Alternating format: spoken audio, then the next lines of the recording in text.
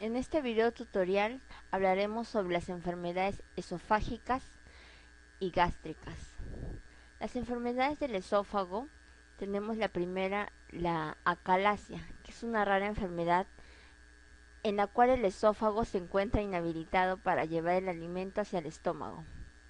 La enfermedad afecta a ambos sexos y puede aparecer a cualquier edad. Sin embargo, se diagnostica generalmente entre la tercera y la cuarta década de la vida. Su incidencia en los Estados Unidos y Europa oscila entre 0.5 a 1 por 100.000 habitantes. Las causas de esta enfermedad se desconocen, la mayoría de los casos. Se ha visto que existe un defecto en la inervación del esófago con denervación de los músculos del esófago y su válvula. Se ha observado también cierta tendencia familiar, con menor frecuencia. Se pueden observar algunas enfermedades que producen acalasia, como el cáncer de esófago, el cáncer de estómago y pulmón, el lupus, la esclerodermia, amiloidosis, parásitos, también llamada enfermedad de Chagas, son una de las causas. Los síntomas más notables son: primero vendría a ser el dolor retroesternal, que en fases iniciales es intermitente y se va haciendo progresivo. La segunda síntoma vendría a ser la disfasia esofágica, que quiere decir que el alimento, una vez tragado, se atasca por el aumento de presión en la parte distal del esófago y el cardias. En fases avanzadas se pueden dar regurgitación, el dolor del tórax y pérdida de peso, que pueden confundir con un cáncer de esófago. En el tratamiento son los fármacos, que reducen la presión del esfínter esofágico inferior. Suelen ser útiles especialmente como una forma de ganar tiempo mientras se espera para el tratamiento quirúrgico, si se indica. Los medicamentos más usados incluyen los bloqueadores de los canales de calcio, como la nifedipina, y los nitratos, como la nitroglicerina y el dinitrato de isosórbida. Sin embargo, muchos pacientes experimentan estos efectos secundarios desagradables, tales como el dolor de cabeza e inflamación de pies. Además, estos fármacos a menudo solo comienzan a sufrir efectos de varios meses. La segunda enfermedad, hablaremos sobre el cáncer de esófago, que son típicamente carcinomas que se presentan en el epitelio o en la superficie que recubre el esófago. Hay dos clases: el carcinoma de células escamosas, la neoplasia maligna más común en el esófago, que se presenta en hombres adultos de más de 50 años, con mayor incidencia en la raza negra y generalmente asociado a la ingesta de alcohol y tabaco, y adenocarcinomas, regularmente asociados a pacientes con antecedentes de reflujo gastroesofágico y el esófago de Barrett. Las causas de esta enfermedad, algunas sustancias dietéticas como nitrosamina, antecedentes de otros tumores en cráneo o cuello, incluyendo el cáncer de esófago, síndrome de Plummer-Vinson, la tilosis y síndrome de Howell-Evans, que quiere decir engrosamiento hereditario de las plantas de los pies y las palmas de las manos, la radioterapia para otros padecimientos en el mediastino.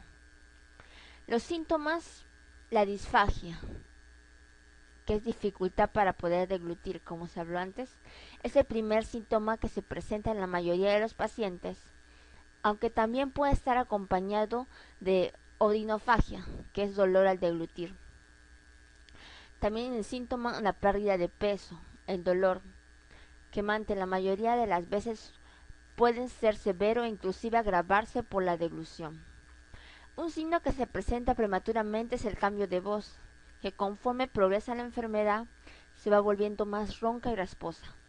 En el tratamiento tenemos, en general la nutrición tiene que ser adecuada y la higiene dental es vital. Si el paciente no puede tragar del todo, un stent puede ser insertado en el esófago de los pacientes. Los stents también pueden ayudar a ocluir fisuras, aunque una sonda nasogástrica puede ser necesaria para la alimentación, mientras se está dando el tratamiento para el tumor. Algunos pacientes requieren una gastrostomía, alimentación por medio de un agujero en la piel que le da acceso directo al estómago. Otro tratamiento vendría a ser la cirugía, que es posible si la enfermedad es localizada, que es el caso en el 20 a 30% de todos los pacientes. Si el tumor es más grande pero localizado, la quimioterapia o radioterapia pueden eventualmente reducir el tumor de la medida que se convierte en operable, pero esta combinación de tratamientos también se puede dar. La siguiente enfermedad vendría a ser el esófago de Barrett. El esófago de Barrett, también llamado síndrome de Barrett, se refiere a un cambio anormal de las células de la porción terminal del esófago, es decir, una metaplasia, que puede ser resultado de lesiones debido a exposición de ácido estomacal o esofagitis de reflujo. El esófago de Barrett está presente en 10% de pacientes que buscan atención médica por reflujo gastroesofágico. Se considera un trastorno premaligno por estar asociado a un cierto riesgo de cáncer de esófago, aunque los enfermos bajo control endoscópico y tratamiento adecuado pueden minimizar este riesgo. En los síntomas tenemos el cambio de células normales a una premalignas, indicando a un esófago de Barrett. No es una causa de algún síntoma en particular.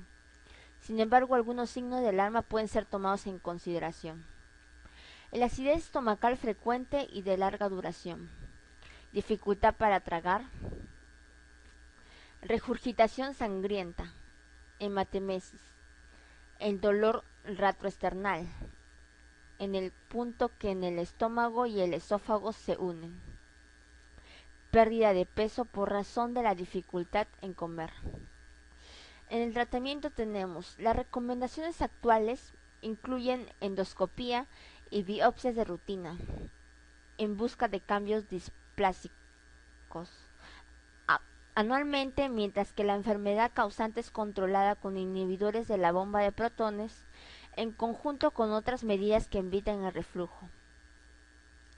Los IVP no han probado prevenir el cáncer esofágico.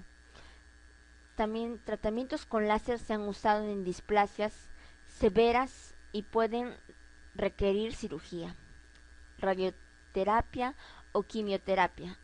Actualmente no hay manera de saber qué pacientes con esófago de Barrett desarrollarán cáncer esofágico, pero hay estudios que encontraron 3 mutaciones genéticas asociadas con un riesgo de hasta 79% de desarrollar cáncer en 6 años.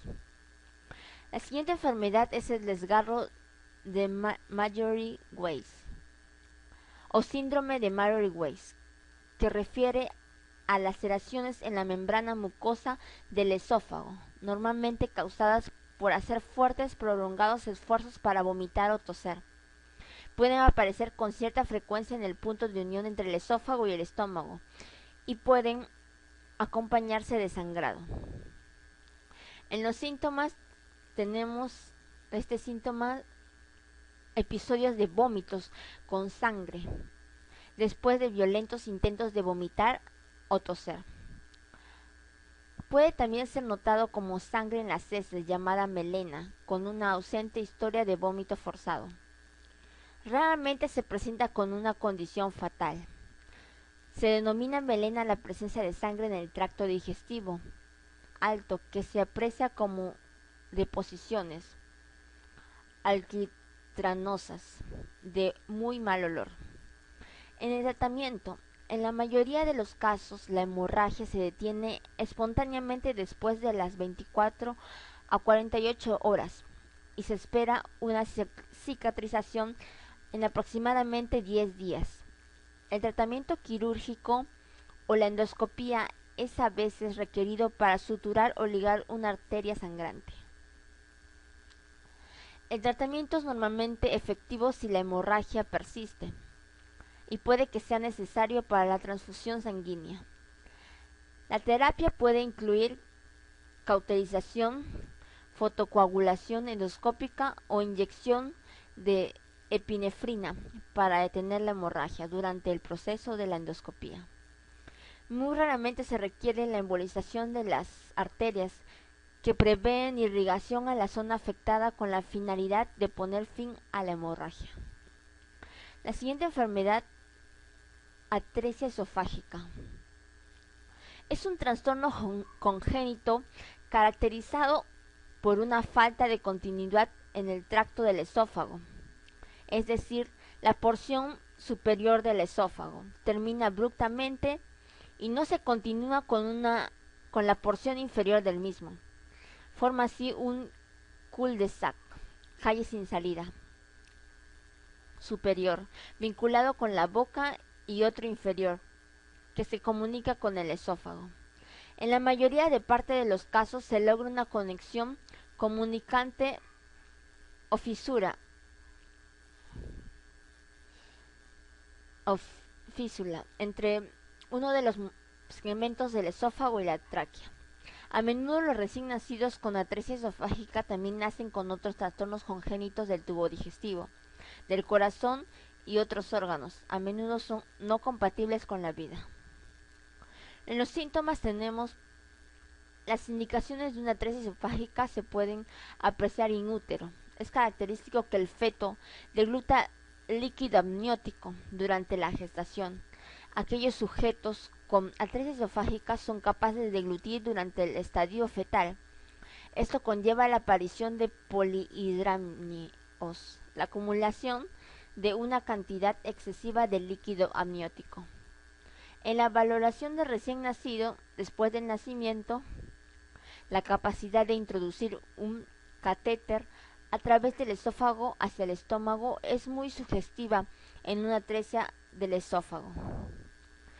En casos no diagnosticados en el nacimiento, el recién nacido suele presentar cianosis y dificultad respiratoria durante su primera lactancia o biberón, y en ocasiones patologías pulmonares como asfixia y neumonía. El diagnóstico de esta enfermedad ocurre casi siempre postnatal, con la sospecha en casos de polihidramnios o en caso en donde la maniobra de inserción de la sonda nasogástrica u orogástrica del recién nacido en la sala de parto no supera los 10 centímetros desde la arcada dentaria hasta el cardias estomacal. De no hacerse esta maniobra al recién nacido, se observará más tarde que el bebé presenta hipersalivación, dato que pone en sospecha un probable esófago a fondo ciego que no permite que la saliva pase al estómago. Una radiografía de tórax y abdomen con contraste revela de inmediato la presencia del saco esofágico. Ahora comenzaremos a hablar sobre las enfermedades gástricas del estómago. Una de las enfermedades más conocidas vendría a ser la gastritis, que es la inflamación de la mucosa gástrica en la gastroscopía. Se ve enrojecida presentándose de forma de manchas rojizas, las cuales presentan irritación o hemorragias subepiteliales. Sin embargo, el diagnóstico preciso se obtiene por exploración endoscópica. En esta se aprecia si es solo una parte del estómago la que está afectada o toda una esfera gástrica. Son varias sus causas, entre ellas los malos hábitos alimenticios, el estrés, el abuso en el consumo de analgésicos como la aspirina, peroxicam, indometacina, etc. Desórdenes de autoinmunidad o la infección del Helicobacter pylori. En los síntomas tenemos, en ocasiones no se presentan síntomas, pero lo más habitual es que se produzcan ardor o dolor en el epigastrio, acompañado de náuseas, mareos, vómitos, etc. Es frecuente encontrar síntomas relacionados con el reflujo esofágico, como la acidez en el estómago. Los ardores en el epigastrio suelen ceder a corto plazo con la ingesta de alimentos, sobre todo la leche.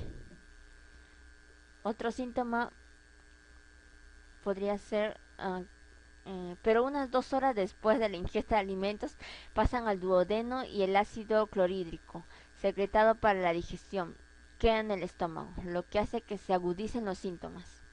También puede aparecer el dolor abdominal en la parte superior, que puede empeorar al comer, digestión o pérdida del apetito. En caso que exista un componente ulceroso de sangre, pueden presentar vómitos con sangre o con un material similar a manchas de café y heces oscuras. En el tratamiento tenemos 2 tipos de tratamiento, uno nutricional y otro farmacológico. Primero hablaremos de tratamiento nutricional. Primero vendría a ser suprimir los alimentos irritantes de la mucosa gástrica, como alimentos picantes y muy condimentados, las frutas ácidas, los alimentos o bebidas que contengan cafeína, el alcohol, el tabaco y la aspirina. También sería otro tratamiento ingerir líquidos 30 minutos antes o después de cada alimento sólido, comer despacio y masticar adecuadamente los alimentos, evitar alimentos con temperatura extrema, preferible a temperatura ambiente o tibia, incluir en la dieta alimentos ricos en fibra. El tratamiento farmacológico tenemos la claritromicina, que es un antibiótico activo frente a muchos gérmenes que causan infección. El misoprostol evita la formación de úlceras. El siguiente vendría a ser la úlcera gástrica, que también es conocida. Es una lesión en la zona de la mucosa del estómago. La causa de este tipo de úlcera es por lo general una inflamación que merma la protección de la mucosa frente a los ácidos del estómago. Las úlceras de estómago o úlceras gástricas suelen afectar a las personas mayores de 50 años. En España, entre un 15 y un 25% de la población sufre una úlcera de estómago en algún momento de su vida.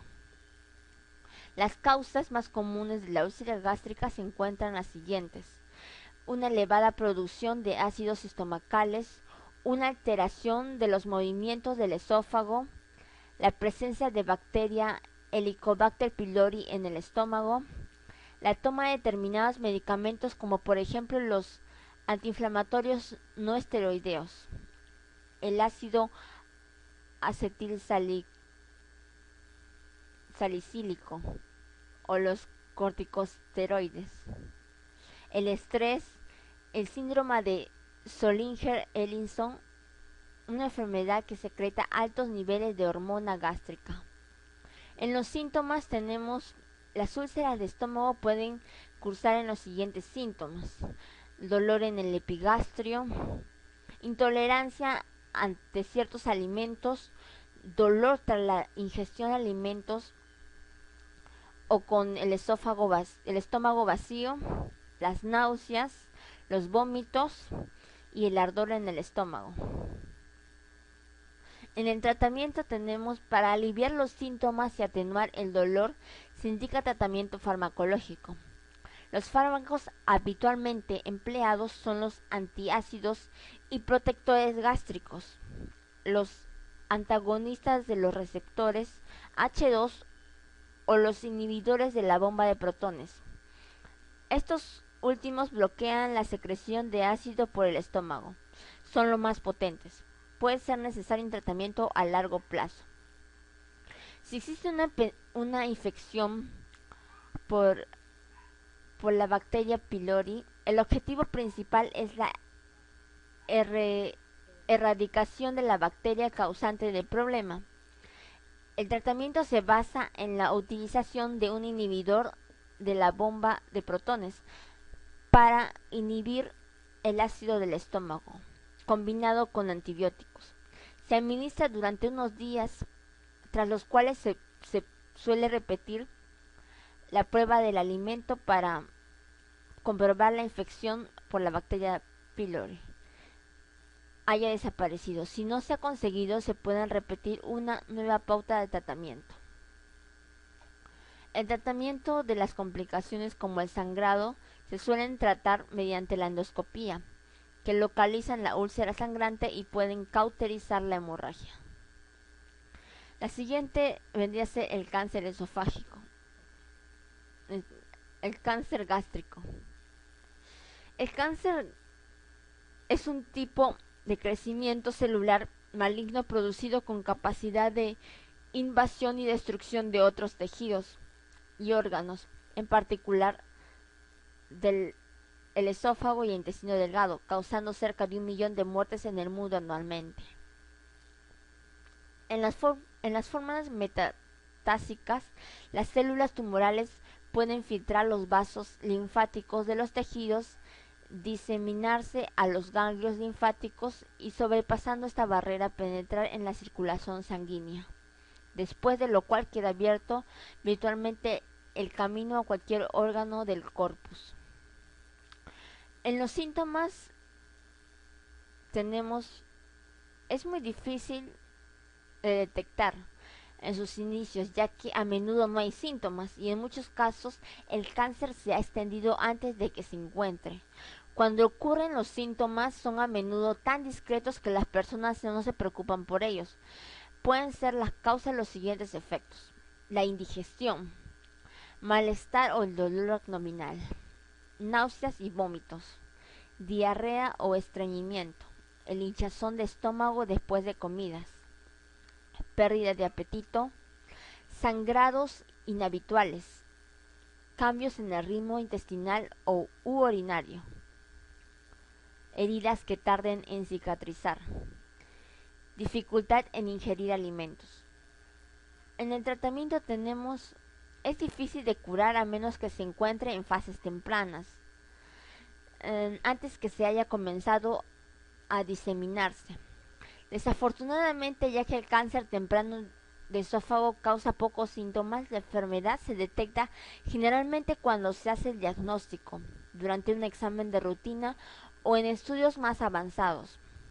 Sin embargo, el cáncer avanzado de estómago puede ser tratado y sus síntomas eliminados. Las medidas terapéuticas tradicionales para el cáncer del estómago incluyen la cirugía, la radiación ionizante y quimioterapia. Los nuevos procedimientos en el tratamiento, como la terapia biológica y maneras mejoradas de usar los métodos actuales, se están estudiando en ensayos clínicos. Un paciente puede tener un único tratamiento o una combinación de tratamientos. La nutrición para los pacientes del cáncer. Es a veces difícil comer para los pacientes que hayan sido tratados contra el cáncer de estómago. El cáncer causa a menudo la pérdida de apetito, lo cual es entendible en quienes tengan el estómago afectado o recién operado, y que además tengan náuseas, vómitos, dolores en la boca o en el síndrome que descarga. Los pacientes que han tenido cirugía del estómago pueden recuperarse por completo después de comer solamente una cantidad pequeña de alimento a la vez y en varias oportunidades en el día. Para algunos pacientes es importante. El comer bien significa conseguir bastante energía y proteína del alimento para ayudar a prevenir la pérdida del peso, fuerza en la recuperación y reconstruir los tejidos finos normales. La última enfermedad que hablaremos es la enfermedad de Menetrier, también conocida como gastropatía hipersecretoria, hiperplásica y gastropatía hipertrófica, perdedora de proteínas. Es un trastorno de la mucosa del estómago en la que se ve que se corruga, se hipertrofia, es decir, se vuelve más grande, aumentando el peso total del estómago, haciendo que la superficie del estómago tome la apariencia de los surcos de un cerebro. La mucosa gástrica así alterada segrega cantidades masivas de moco, resultando en niveles plasmáticos bajos en proteínas. El tejido afectado puede verse inflamado y puede tener úlceras. Una de las causas son las glándulas del estómago desaparecen haciendo que el organismo pierda líquidos ricos en una proteína llamada albumina. Las causas no son claras, sin embargo se considera que es un trastorno adquirido o un componente genético conocido. En los síntomas tenemos dolor severo en el abdomen medio superior, náuseas y vómitos frecuentes, hinchazón de la cara, el abdomen, las extremidades y los pies, pérdida del apetito, extrema pérdida de peso, la desnutrición, la anemia, diarrea. El tratamiento vendría a ser la gastroctomía total. Consiste en la extracción del ego del cardias al píloro. El cardias del píloro viene a ser unas porciones del estómago, ¿no? El muñón de esófago se conecta directamente al ilion o el colon, dilatándose progresivamente, lleva a formar una estructura que funcionará como un nuevo estómago, neoestómago. Las consecuencias: la falta total o parcial del estómago. Implica la eliminación o reducción en la producción del jugo gástrico, por lo tanto el paciente gastrectomizado requiere de una alimentación particular. Los alimentos deben ser particularmente digeribles y muy fraccionados a lo largo del día. Simultáneamente a esto se pueden suministrar también enzimas proto- protolíticas animales o vegetales, como la tripsina, pepsina, etc. Bueno, con eso terminamos la exposición del tutorial sobre las enfermedades esofágicas y gástricas.